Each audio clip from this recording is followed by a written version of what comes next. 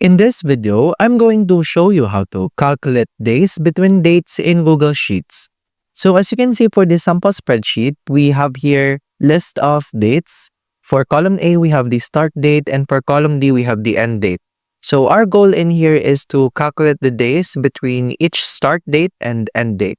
So to do this, we'll be using the days formula. In the corresponding cell of your start date and end date, simply input the following formula.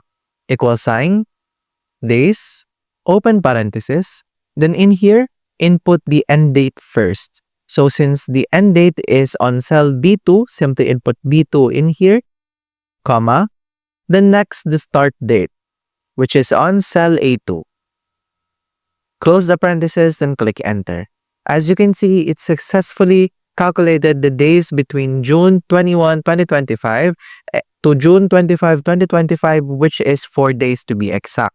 So let's try doing this on other dates as well in here. Okay, so as you can see, it calculated other dates with the same formula as well. So that's about it. That's how to calculate days between dates in Google Sheets. If you have any question, please let me know down in the comments below, and I'll do my best to help you out.